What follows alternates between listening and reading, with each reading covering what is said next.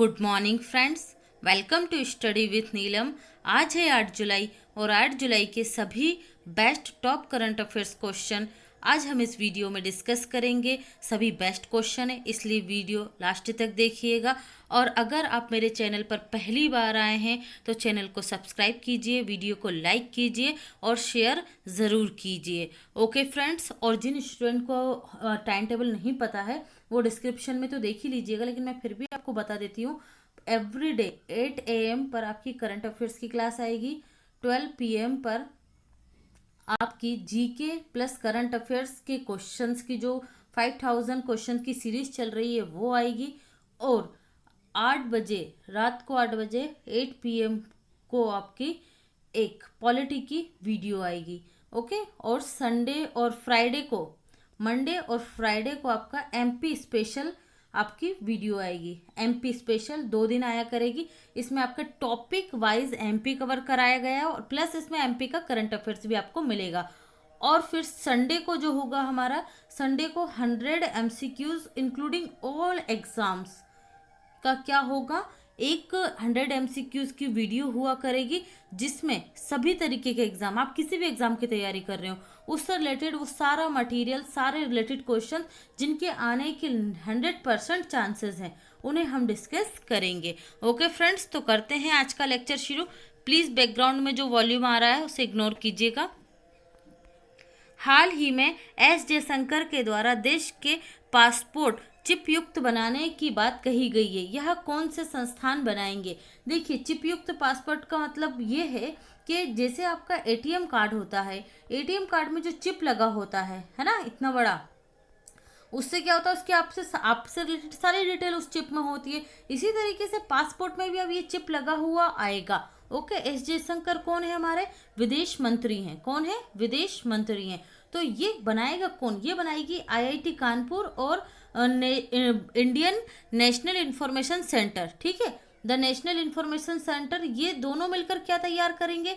ये दोनों मिलकर चिप तैयार करेंगे। बाकी जो आपका सिक्योरिटी प्रेस नासिक है, ये जो पेपर रहेगा पासपोर्ट में यूज होने वाला, उस पेपर को तैयार करेगा। क्यों? क्योंकि देखिए, सिक्योरिटी का पर्पस है, इसमें पासपोर्ट नकली बना लिए जाते हैं। हमारे देश में बहुत बड़ी समस्या है ये। तो इसी समस्या को दूर करने के लिए, ओके, इसी समस्या को दूर करने के लिए नया पासपोर्ट हम बना रहे हैं। जल्द ही ये बनकर सभी लोगों के सामने होगा। ओके, तो इसका राइट आंसर क्या होगा? डी, उपरोक्त सभी। देखिए, हेनली पासपोर्ट सर्वे एक रिपोर्ट आती है, हेनली पासपोर्ट रिपोर्ट, उसमें टॉप पर किस देश का पासपोर्ट रहा है? तो वो रहा है जापान का। किसका रहा है? जापान का पासपोर्ट टॉप पर रहा है, जिसकी ना कॉपी की जा सकती है और वर्ल्ड लेवल पर उसका पेपर भी अच्छा है। यहाँ पर थोड़ी सी हम डिस्कस करेंगे। जो मिनिस्ट्री ऑफ एक्सटर्नल अफेयर्स है ना, विदेश मामलों का मंत्रालय, वो पासपोर्ट दिवस सेलिब्रेट करता है।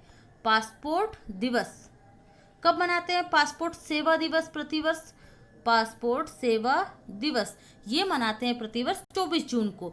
24 जून को ही क्यों मनाते हैं? तो 24 जून को इसलिए मनाते हैं, 24 जून 1967 में पासपोर्ट एक्ट पास हुआ था। जो हमारे देश का क्या पास हुआ था? पासपोर्ट एक्ट पास हुआ था। तो इसीलिए उसके लिए ही हम कब मनाते हैं? 24 जून को पासपोर्ट दिवस मनाते हैं। आपको याद रखना है, IIT कानपुर और नेशनल इंफॉर्मेशन सेंटर, ये दोनों मिलकर चिप बनाएंगे। और जो सिक्योरिटी प्रेस हमारा नासिक में है, वो क्या बनाएगा? पासपोर्ट के लिए पेपर तैयार करेगा। ओके फ्रेंड्स, बढ़ते हैं अगले क्वेश्चन की तरफ। South Africa cricket of the year महिला के रूप में निम्न में से किसे चुना गया है? मतलब साउथ अफ्रीका के क्रिकेट ऑफ द ईयर कौन चुनी गई है? तो ये चुनी गई है लारा वॉलवर्ट। कौन चुनी गई है? लारा वॉलवर्ट। तो पुरुष क्रिकेटर ऑफ द ईयर कौन चुने गए? ये तो महिला हो गई भाई। पुरुष चुने गए हैं क्लिंटन डी कॉक। कौन चुने गए हैं? Quinton de Kock. दोनों इंपॉर्टेंट है, दोनों ध्यान में रखिएगा। बात आई है साउथ अफ्रीका की, तो साउथ अफ्रीका को डिस्कस कर लेते हैं। इसकी कितनी कैपिटल है? 3। कौन कौन सी? केप टाउन, प्रिटोरिया और Bloom Fontaine.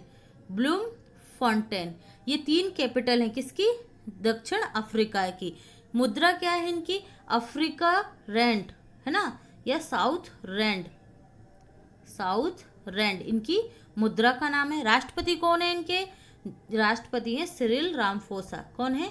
Cyril Ramaphosa. Okay friends, तो ये आप लोगों को इन्फॉर्मेशन साउथ अफ्रीका से इतनी ध्यान में रखना है। बढ़ते हैं अगले क्वेश्चन की तरफ।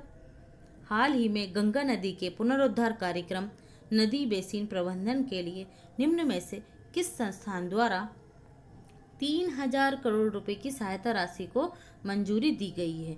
तो ये दी गई है विश्व बैंक के द्वारा। देखिए, जो नमामि गंगे अभियान है उसी के तहत क्या हो रहा है, गंगे की साफ सफाई हो रही है, उसका पुनरुद्धार हो रहा है। नदी बेसिन का मतलब क्या समझते हैं आप लोग? जिस जिस दिशा तक नदी क्या कर रही है उसका प्रभाव क्षेत्र है ना, उसे क्या कहा जाता है? नदी बेसिन कहा जाता है। तो भारत में गंगा नदी बेसिन में सबसे ज्यादा जनसंख्या रह रही है ना, लगभग 50 करोड़ क्या रह रही है, जनसंख्या रह रही है।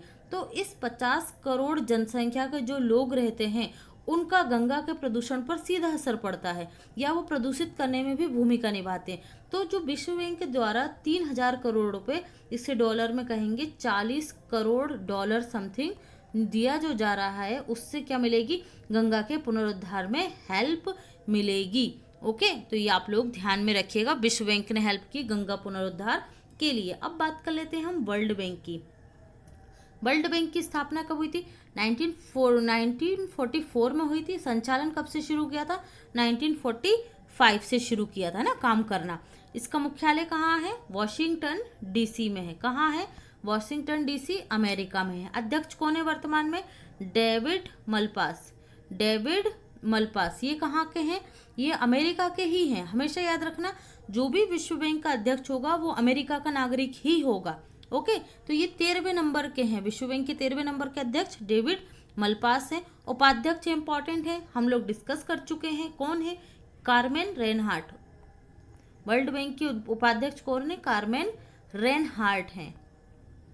और सीएफओ भी बहुत ज़्यादा इंपॉर्टेंट है। सीएफओ, चीफ फाइनेंस ऑफिसर, ये हैं अंशुला कांत। कौन है?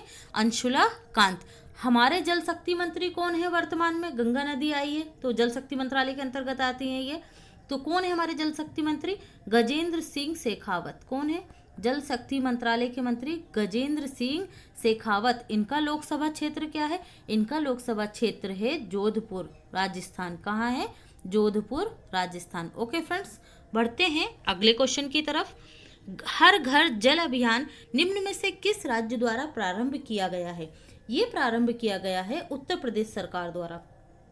उत्तर प्रदेश सरकार का इस अभियान के तहत लक्ष्य है कि पाइप के माध्यम से प्रतिदिन 55 लीटर पानी हर व्यक्ति को प्राप्त हो सके। शुद्ध पानी जो पीने का पानी है, 55 लीटर पानी प्रतिदिन प्राप्त हो सके। ओके, तो याद रखिएगा, हर घर जल अभियान किस राज्य द्वारा शुरू किया गया है? उत्तर प्रदेश द्वारा। तो उत्तर प्रदेश के सीएम कौन है? योगी। गवर्नर कौन है? आनंदीबेन पटेल। अब आप लोगों को पता होगा आनंदीबेन पटेल कहाँ की भी गवर्नर है? ये मध्य प्रदेश की कार्यकारी गवर्नर बनाई गई है, क्योंकि लाल दास जो टंडन है वो कहाँ है? हॉस्पिटल में एडमिट है। ओके, यूपी की जो उत्तर प्रदेश है इसकी कैपिटल क्या है? कैपिटल आप लोगों को पता ही है, लखनऊ। ओके, यहाँ के जो चीफ जस्टिस हैं इलाहाबाद हाई कोर्ट के, वो कौन है? तो वो हैं गोविंद माथुर। कौन है? गोविंद माथुर यहाँ के क्या हैं? चीफ जस्टिस हैं। सबसे ज़्यादा लोकसभा सीटें 80 यहीं से आती हैं, यूपी से। तो ये राजनीतिक दृष्टि से भी इम्पॉर्टेंट है। और राज्यसभा की कितनी आती है? 31 सीटें। तो ये आपको ध्यान में रखना है। ओके फ्रेंड्स, बढ़ते हैं अगले पॉइंट की तरफ। हाल ही में एडवर्ड फिलिप्स के द्वारा इस्तीफा देने के बाद फ्रांस के नए राष्ट्रपति कौन बन गए? तो ये कौन बन गए? जीन कैस्टेक्स बन गए हैं। क्या बन गए? फ्रांस के नए राष्ट्रपति। हमने थोड़े दिनों पहले ही पढ़ा था ना, एडवर्ड फिलिप ने क्या कर दिया था? इस्तीफा दे दिया था। तो अब कौन बन गए हैं? जीन कैक्टस बन गए हैं। बात करते हैं फ्रांस की। फ्रांस की कैपिटल क्या है भाई? पेरिस। किस नदी के किनारे है? सीन नदी के किनारे है पेरिस। ओके, मुद्रा क्या है पेरिस यूरोप फ्रांस की? यूरो। और प्रेसिडेंट कौन है यहाँ के? Emmanuel macro. इमानुएल मैक्रो यहाँ के क्या हैं? प्रेसिडेंट हैं। ओके, तो ये सारे फैक्ट आप यहाँ से ध्यान में रखिएगा। हाँ, पेरिस से एक और चीज़ हमें ध्यान रखना है, ये मैंने आपको पहले भी बता चुकी हूँ, आज फिर बता रही हूँ। यूनेस्को का मुख्यालय कहाँ पर है? पेरिस में है। Okay, FATF financial action task force का मुख्यालय भी कहाँ है? ये भी पेरिस में, जिसने पाकिस्तान को किस सूची में कर दिया है? ग्रे सूची में कर दिया है। और OECD इसका मुख्यालय भी कहाँ पर है? तो ये भी पाकिस्तान का नाम आ रहा, ये भी पेरिस में ही है। ओके, याद रखिएगा। बढ़ते हैं अगले पॉइंट की तरफ।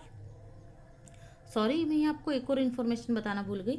ये जो माइकल मार्टिन है, ये कहाँ के बने हैं भाई प्रधानमंत्री? आयरलैंड के प्रधानमंत्री बने हैं, तो ये ध्यान में रखिएगा, आयरलैंड। और लाजरस चकवेरा ये कहाँ के बने हैं? तो ये बने हैं मलावी के, अफ्रीकी देश मलावी। और जो गुडनी जोहानसन है, ये कहाँ के बने हैं राष्ट्रपति? तो ये बने हैं आइसलैंड के। ओके फ्रेंड्स, ये हम पहले भी डिस्कस कर चुके हैं, लेकिन जब हम कनेक्ट करके पढ़ते हैं तो हमें सारी चीज़ें अच्छे से याद होती हैं। क्लियर है? बढ़ते हैं अगले पॉइंट की तरफ। देश की पहली कॉमन सर्विस सेंटर की ट्रांसजेंडर ऑपरेटर निम्न में से कौन बन गई हैं? तो ये कौन बन गई हैं? जोया खान बन गई। देखिए, ये कॉमन सर्विस सेंटर क्या होते हैं? जब जिन क्षेत्रों में, ग्रामीण क्षेत्रों में, दूर दराज के क्षेत्रों में नेटवर्क नहीं है ना, टावर नहीं है, लेकिन सरकार को क्या करना है? अपने इनके माध्यम से, मतलब यहाँ पर ई सर्विस पहुँचानी है। सरकार की जो ई सर्विस है उनको पहुँचाना है। तो किसके माध्यम से पहुँचा रही है सरकार? जहाँ पर इंटरनेट सर्विस नहीं है, तो वो कॉमन सर्विस सेंटरों के माध्यम से ई सेवाएँ गाँवों तक पहुँचा रही है। तो उसी कॉमन सेंटर की पहली ट्रांसजेंडर ऑपरेटर कौन बन गई है? तो ये बन गई है जोया खान। देखिए, ये अन्य नाम भी फेमस रहे हैं अभी, तो हमें इन पर भी ध्यान देना है। जैसे आयशा मुगल, ये कौन है? ये पाकिस्तान के जो प्रतिनिधि मंडल गया था यूएनओ में, उसकी सदस्य थी। कौन? आयशा मुगल। ये भी क्या है?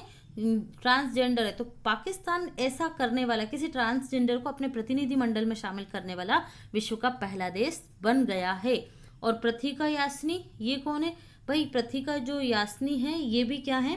आपकी पुलिस ऑफिसर थी। ठीक है, पहली ट्रांसजेंडर पुलिस ऑफिसर है प्रथिका यास्नी। और जोईता मंडोल, तो ये प्रथम ट्रांसजेंडर जज हैं, प्रथम ट्रांसजेंडर जज हैं। ओके, तो ये ध्यान रखिएगा सारे पॉइंट। बढ़ते हैं अगले क्वेश्चन की तरफ।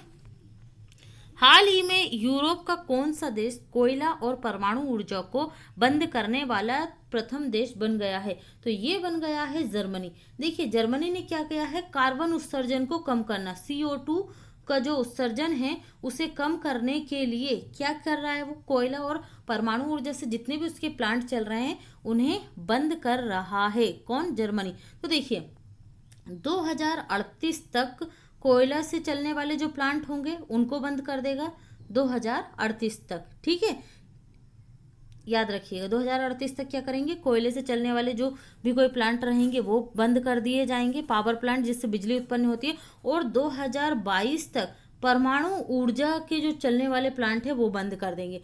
मतलब 2 साल में परमाणु ऊर्जा वाले बंद होंगे और 2038 तक कोयला वाले। तो ये क्या हो जाएगी? विश्व की पहली ऐसी अर्थव्यवस्था बन जाएगी जहां पर कोयला और परमाणु ऊर्जा का उपयोग नहीं होगा। और इसका उद्देश्य क्या है? CO2 के उत्सर्जन में कमी लाना। ओके फ्रेंड्स, तो बात कर लेते हैं अब हम किसकी? जर्मनी की। हाँ, यहाँ पर आप एक और चीज़ समझ लीजिए कि कोयले के उत्पादन में क्या प्रॉब्लम होती है। देखिए, अगर आपने थोड़ी बहुत भी ज्योग्राफी पढ़ी होगी या साइंस पढ़ी होगी तो आपको पता होगा कोयला 4 प्रकार का होता है ना। कौन कौन सा? ये होता है एंथ्रेसाइट, बिटुमिनस, लिग्नाइट और पीट कोयला। सबसे बेस्ट कौन सा होता है? एंथ्रेसाइट, जिसमें 90% कार्बन उत्पन्न होता है। फिर होता है बिटुमिनस, इसमें 60% समथिंग कार्बन उत्पन्न होता है। फिर होता है लिग्नाइट, इसमें 55 से लेके 60 तक कार्बन उत्पन्न होता है। और सबसे बेकार कोयला कौन सा होता है? पीट कोयला होता है। तो जो जर्मनी में प्लांट चल रहे हैं कोयले के, वो किस कोयले के चल रहे हैं? ये चल रहे हैं लिग्नाइट के। ओके, तो इससे भी कार्बन उत्सर्जन तो होता ही है, मतलब CO2 तो उत्सर्जित होती ही है, तो इसे भी बंद किया जाएगा। ओके फ्रेंड्स, क्लियर है? चलिए तो देख लेते हैं हम लोग जर्मनी के बारे में। जर्मनी की कैपिटल क्या है? कैपिटल है इसकी बर्लिन। मुद्रा क्या है? यूरो। इसका मतलब जर्मनी भी किसका सदस्य है? यूरोपियन यूनियन का सदस्य है। प्रेसिडेंट कौन है? Frank Walter steamer. प्रेसिडेंट कौन है? Frank Walter steamer. और चांसलर कौन है? यहाँ पर प्रधानमंत्री बोलते हैं हम हमारे देश में, इसी तरीके से जर्मनी में चांसलर बोला जाता है। तो ये कौन है? फोर्ब्स के अनुसार विश्व की सबसे ताकतवर महिला चांसलर हैं, तो वो हैं एंजेला मर्केल। कौन है? Angela Merkel. फोर्ब्स की सूची आई थी ठीक है, 2019 की, उसमें विश्व की सबसे ताकतवर महिलाओं में एंजेला मर्केल नंबर 1 पर रही थी और भारत की निर्मला सीतारमण को इस लिस्ट में 34वां स्थान मिला था। तो याद रखिएगा ये। ओके, देखिए इन्होंने अभी 2 चीजें और फेमस रही थी जर्मनी की, जैसे हम लोगों ने बनाया है आरोग्य सेतु ऐप, उसी तरीके से इन्होंने बनाया था कोविड वॉर्न ऐप, ताकि लोग क्या करें, अपने आसपास के लोगों को जान सके कि 1 किलोमीटर में कौन कौन कोरोना वायरस के मरीज हैं और उनसे सोशल डिस्टेंसिंग बनाई जा सके। आप लोगों को याद आ रहा होगा, मैंने एक और बताया था, ये फुटबॉल खिलाड़ी थे मारियो गोमेज, ठीक है, इन्होंने संन्यास ले लिया है ना, तो ये भी आप ध्यान रखिएगा, ये भी जर्मनी के थे। बढ़ते हैं अगले क्वेश्चन की तरफ। हाल ही में पर्यटकों को आकर्षित करने के लिए इंतजार आपका सोशल मीडिया अभियान किस राज्य द्वारा शुरू किया गया है? तो ये मध्य प्रदेश ने शुरू किया। देखिए मध्य प्रदेश क्या कर रहा है, अलग अलग जो उसके पर्यटन स्थल हैं उनके नीचे इंतजार आपका और अच्छी सी कोटेशन लिखकर आकर्षित फोटो लगाकर लोगों को क्या कर रहा है, सोशल मीडिया के माध्यम से मध्य प्रदेश आने के लिए आकर्षित कर रहा है। तो इस अभियान का नाम क्या है? इंतजार आपका। ओके, तो जाइए फ्री होकर, जहाँ जहाँ जाने की परमिशन है और आपका इंतजार हो रहा है। ओके फ्रेंड्स, तो मध्य प्रदेश के बारे में बात कर लेते हैं। मध्य प्रदेश के सीएम कौन बने हैं 4थी बार? शिवराज सिंह चौहान। गवर्नर कौन है कार्यकारी? आनंदीबेन पटेल हैं। कैपिटल क्या है? भोपाल है। और भोपाल में ही देश का क्या बन रहा है? गार्बेज क्लिनिक बन रहा है। ओके, तो ये सारे फैक्ट आप भोपाल से और मध्य प्रदेश से याद रखिएगा। बाकी मैं मध्य प्रदेश का जो स्पेशल पार्ट लेकर आऊँगी उसमें पूरा एमपी का करंट अफेयर्स कवर करूँगी, तो उसके लिए आपको कब वेट करना है? फ्राइडे को। ओके, चलिए बढ़ते हैं अगले क्वेश्चन की तरफ। Overdraft saving the Indian saver book के लेखक निम्न में से कौन है? ये किसकी बुक है? उर्जित पटेल की। Overdraft saving the Indian saver, देखिए उर्जित पटेल की ये बुक है, आप ध्यान रखिएगा। उर्जित पटेल से एक और फैक्ट याद रखिएगा, ये बने थे अभी हमारे national institute of policy and finance, national institute of public finance and policy जो ऑर्गेनाइजेशन है उसके क्या बने थे? ये अध्यक्ष बने थे, तो ये ध्यान में रखिएगा। रघुराम राजन क्यों प्रसिद्ध थे? अभी भाई ये रघुराम राजन की इनकी बुक आई थी last year, the third pillar. कौन सी आई थी? The third pillar. ओके, तो ये थर्ड पिलर याद रखिए किसकी बुक है? रघुराम राजन की। और डॉक्टर अदिशा दास, इनकी बुक कौन सी है? इनकी बुक है the Yogini poem love and life. The Yogini poem love and the life. Okay, तो ये सारे पॉइंट याद रखिए। सी रंगराजन, इन्हें पहला पीसी महाल नोविस अवार्ड मिला है। कौन सा मिला है? पहला PC Mahal novice award, life time achievement award है ये। किसको मिला है? सी रंगराजन को। यहाँ से ये सारे फैक्ट आप याद रखेंगे। नेक्स्ट, हाल ही में मिशन वृक्षारोपण अभियान 2020 के अंतर्गत किस राज्य में एक दिन में 25 करोड़ से ज्यादा पौधे लगाकर नया विश्व रिकॉर्ड बनाया गया है? तो ये लगाए गए हैं उत्तर प्रदेश राज्य में। कहाँ पर? उत्तर प्रदेश राज्य में। देखिए यूपी में 5 जुलाई 2020 को एक ही दिन में कितने? 25 करोड़ पौधे लगाए गए हैं और ये सभी पौधे औषधि गुणों वाले हैं। सबसे अच्छी बात यह है कि सभी औषधि गुणों वाले हैं। और इसका विषय क्या था? बुजुर्गों और बच्चों को क्या करना? एक अच्छा एनवायरनमेंट देना और कोरोना वायरस से सुरक्षित रखना। इसलिए ये सारे औषधि युक्त पेड़ लगाए गए हैं। बात कर लेते हैं यूपी की, तो यूपी के सीएम कौन है? योगी हैं। और यहाँ की गवर्नर कौन है? तो ये आनंदीबेन पटेल हैं, अपन बात कर चुके हैं। ये एमपी की भी हैं, आनंदीबेन पटेल। यहाँ की कैपिटल क्या है? लखनऊ है। और यहाँ के चीफ जस्टिस कौन है? इलाहाबाद हाई कोर्ट के। तो ये कौन है आपके? ये हैं आपके गोविंद माथुर। कौन है? गोविंद माथुर। ओके फ्रेंड्स, बढ़ते हैं अगले क्वेश्चन की तरफ। हाल ही में समाचारों में रहा कोपल 19 ऐप का संबंध किस क्षेत्र से है? तो ये कोपल 19 ऐप है, ये क्या करेगा? जो डोनर होते हैं, प्लाज्मा डोनर है ना, जो मरीज ठीक हो जाते हैं उनके ब्लड में से प्लाज्मा निकाला जाता है, जो क्या होता है? एंटीबॉडी होता है। और ये दूसरे कोरोना मरीजों को दिया जाएगा, जिससे वो क्या हो जाएंगे? कोरोना वायरस मुक्त हो जाएंगे। तो इनको ट्रैक करने के लिए है ना, कौन सा ऐप बनाया गया है? कोपल 19 ऐप बनाया गया है। ठीक है, तो याद रखिएगा प्लाज्मा डोनर को ट्रैक करता है। अब देखिए ये बनाया किसने है? तो ये बनाया है आईआईटी दिल्ली ने। किसने बनाया है? आईआईटी दिल्ली ने इसे बनाया है। आईआईटी दिल्ली ने 2 और चीज़ें बनाई थी, वैसे तो बहुत कुछ बनाया है, लेकिन अभी जो हाल ही में चर्चा में रहा वो दोनों चीज़ें आपको याद होना चाहिए। इन्होंने एक मास्क बनाया था जिसे आप धोकर फिर से यूज़ कर सकते हो। क्या बोलते हैं उसको? Anti microbial mask. Anti microbial mask बनाया था किसने? दिल्ली आईआईटी ने। याद रखिएगा उसका नाम क्या था? उस मास्क का नाम था एनसेफ। एनसेफ उस मास्क का नाम था। और प्राकृतिक नामक क्या बनाया था इसने? डैशबोर्ड बनाया था। उस डैशबोर्ड के माध्यम से कोरोना वायरस की भविष्यवाणी की जा सकती थी। तो ये सारे पॉइंट आप दिल्ली आईआईटी से ध्यान में रखिएगा। दिल्ली के बारे में बात कर लेते हैं। दिल्ली के सीएम केजरीवाल हैं, गवर्नर अनिल बैजल हैं, और दिल्ली हाईकोर्ट के चीफ जस्टिस कौन है? डीएन पटेल हैं। चलिए बढ़ते हैं अगले क्वेश्चन की तरफ। हाल ही में किस राज्य में डीआरडीओ द्वारा 1000, ये वर्ल्ड लिखा है, मैं इसे पीडीएफ में करेक्ट कर दूंगी, ये है वार्ड, है ना, वार्ड वाला कोविड अस्पताल बनाया गया है। किसने बनाया? डीआरडीओ ने। 1000 बिस्तर वाला। तो ये बना है दिल्ली में। कहाँ बना है? दिल्ली में ही बना है डीआरडीओ द्वारा, और ये रिकॉर्ड 12 दिनों में बनकर तैयार किया गया है। तो ये ध्यान रखिएगा आप। देखिए इस जो 1000 बेड वाला जो हॉस्पिटल, इसका नाम क्या है? सरदार वल्लभ भाई पटेल सेंटर। ठीक है, सरदार वल्लभ भाई पटेल सेंटर। तो ये कहाँ पर है? दिल्ली में। देखिए हमने थोड़े दिनों पहले ही पढ़ा था ये Sardar Patel Covid care centre, ये हमने पढ़ा था। ये इसमें कितने बेड थे? इसमें थे 10,000, है ना, जिसका उद्घाटन किसने किया था? दिल्ली के राज्यपाल ने किया था, अनिल बैजल ने। अब ये चर्चा में क्यों? ये दोनों आप कंफ्यूज दूर रखिएगा इसका। ये 1000 बेड वाला जो डीआरडीओ ने बनाया, 12 दिन में बना है, इसका नाम है सरदार वल्लभ भाई पटेल सेंटर। ठीक है, ये यहाँ पर पटेल वल्लभ भाई लिख दिया इन्होंने, यहाँ पर नहीं है, Sardar Patel Covid care centre. ठीक है, अब आपको कोई कंफ्यूजन नहीं होगा इसमें। चलिए तो यहाँ पर देख लेते हैं हम, ये डीआरडीओ ने बनाया है, कितने दिनों में बना कर तैयार किया है? 12 दिनों में। तो ये क्यों चर्चा में रहा? चर्चा में इसलिए रहा, जो गलवान घाटी के शहीद थे हमारे, उनके नामों पर इन 1000 हॉस्पिटल के बेड के जो वार्ड होंगे, उनका नाम किन के नामों पर रखा जाएगा? इन शहीदों के नामों पर ही रखा जाएगा। जो वार्ड होगा उसका नाम इन शहीदों के नाम पर होगा। ठीक है, ताकि शहीदों के नाम को हम बार बार, और उनके जो उनका योगदान है, जो उन्होंने हमारे देश के लिए बलिदान दिया है, उसको हम ना भूलें और उसे याद रखें।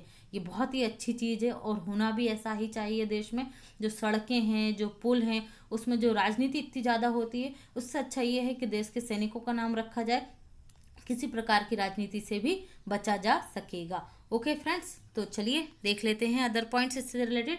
बात करते हैं हम डीआरडीओ की, defence research development organisation. Defence research and development organisation, DRDO की स्थापना कब की गई थी? डीआरडीओ की स्थापना हुई थी आपके 1958 में, जब नासा की स्थापना हुई थी, है ना। दोनों मैं साथ साथ पढ़ा देती हूँ, क्योंकि नासा भी बहुत चर्चा में रहता है। हर दिन हम 1-2 दिन छोड़कर नासा की बात करते ही हैं, और डीआरडीओ भी रहता है, तो आप दोनों साथ में याद रखें, है ना। स्थापना कब हुई थी? 1958। हेडक्वार्टर कहाँ पर है डीआरडीओ का? तो ये है नई दिल्ली में। कहाँ है हेडक्वार्टर? नई दिल्ली में है। इसका फुल फॉर्म क्या होता है? Defence research and development organisation. वर्तमान में डीआरडीओ के चेयरमैन कौन है? जी सतीश रेड्डी हैं। कौन है? सॉरी, हाँ, जी सतीश रेड्डी हैं। इन जी सतीश रेड्डी को कौन सा अवार्ड मिला था अभी हाल ही में? तो इन्हें मिला था मिसाइल सिस्टम अवार्ड। याद रखिएगा, G Satish Reddy, missile system award मिला था। डीआरडीओ का मोटो या ध्येय वाक्य क्या है? इंग्लिश में बोलेंगे इसको, strength origin is in science. Strength origin is in science. और इसको संस्कृत में क्या बोलेंगे? बलस्य मूलम विज्ञानम। बलस्य मूलम विज्ञानम। ओके, डीआरडीओ किससे रिलेटेड सारी इंफॉर्मेशन हमने कंप्लीट कर ली है। बढ़ते हैं अगले पॉइंट की तरफ। सबुजा ओडिशा पहल का संबंध किस क्षेत्र से? देखिए नाम से ही समझ में आ रहा है, तो ये योजना ऑब्वियसली ओडिशा राज्य की होगी, लेकिन अपन यहाँ पर क्या कर रहे हैं डिस्कस, ये क्षेत्र किस क्षेत्र से संबंधित है? तो ये संबंधित है हरित आवरण को बढ़ाने से। ओडिशा सरकार क्या करेगी? 1 रुपए में बीज देगी। 1 रुपए में क्या देगी? बीज प्रोवाइड करेगी, जिससे क्या होगा? ज्यादा से ज्यादा पौधे लगाए जाएंगे। ओके, तो ये याद रखिएगा। अभी हमने पढ़ा था थोड़े दिन पहले, पौधे लगाओ पर्यावरण बचाओ। तो ये किसने शुरू करा था? ये शुरू करा था आपके दिल्ली सरकार ने। और जो पर्यावरण वृक्षारोपण अभियान 2020, ये कौन चला रहा है? दिल्ली सरकार। तो सारे अभियानों को याद रखिएगा। और केंद्र सरकार द्वारा 5 जून को कौन सी योजना शुरू की गई थी? नगर वन योजना। तो कितने नगर वन बनाए जाएंगे? 200। ओके, मतलब पार्क तैयार किए जाएंगे 200। चलिए फ्रेंड्स, तो देख लेते हैं हम ओडिशा को। ये आपको याद हो जाएगा, हरित आवरण बढ़ाने के लिए 1 रुपए में क्या दिए जाएंगे? बीज दिए जाएंगे सरकार की तरफ से, जिससे ज़्यादा से ज़्यादा पेड़ों को लगाया जा सके। ओडिशा की कैपिटल क्या है? भुवनेश्वर है। सीएम कौन है? नवीन पटनायक हैं। गवर्नर कौन है? तो गवर्नर है गणेशी लाल। कौन है गवर्नर? गणेशी लाल है गवर्नर। और भुवनेश्वर हाईकोर्ट के मुख्य न्यायाधीश कौन है? तो ये है मोहम्मद रफीक, ये अभी बने हैं, याद रखिएगा, मोहम्मद रफीक। लोकसभा की सीटें कितनी आती हैं ओडिशा से? 21। राज्यसभा 10 और विधानसभा 147। विधानसभा की है 147। भुवनेश्वर से आपको बहुत सारी इंफॉर्मेशन याद आ रही होगी। रेलवे का वेस्ट टू एनर्जी प्लांट कहाँ बनाया जाएगा? कहाँ है, बनाया जाएगा नहीं, कहाँ है? तो ये है भुवनेश्वर में ही। ओके फ्रेंड्स, बाकी जो भी करंट अफेयर्स के और ज़्यादा एक्स्ट्रा पॉइंट्स हैं, क्योंकि यहाँ पर एक एक क्वेश्चन से 20-20, 25-25 पॉइंट्स होते हैं, लेकिन वीडियो बड़ा हो जाता है, इसलिए मैं उनको डिस्कस नहीं करूंगी अब से। वो जो आपके सारे क्वेश्चन होंगे वो आपको जो 12 बजे आपकी जीके की क्लास होगी उसमें मिलेंगे, तो इसलिए उसको देखना बिल्कुल ना भूलें। ओके फ्रेंड्स, तो ये था हमारा आज का लेक्चर और ये था हमारे वीडियो का एंड। प्लीज़ चैनल को लाइक कीजिए, सब्सक्राइब कीजिए और शेयर ज़रूर कीजिए, क्योंकि आपके एक शेयर से मुझे बहुत ज़्यादा सपोर्ट मिलेगा, आपके एक लाइक से मुझे बहुत ज़्यादा सपोर्ट मिलेगा। तो प्लीज़ सपोर्ट योर चैनल। ये मेरा नहीं है, ये हमारा चैनल है। ओके, तो इस चीज़ को ध्यान में रखिए। और जिन स्टूडेंट्स को इस वीडियो लेक्चर की PDF फाइल चाहिए, वो मेरा official Telegram channel study with Neelam join कर सकते हैं। मैं फेसबुक पर भी हूँ और इंस्टा पर भी हूँ, तो यहाँ पर मैं MCQs देती हूँ पर डे, तो आप इसे भी ज्वाइन कीजिए। और जो भी कोई मेरा वीडियो का नोटिफिकेशन होता है वो इन सभी सोशल नेटवर्किंग साइट्स पे भी आपको मिल जाएगा। Okay friends, so thank you so much for watching this video.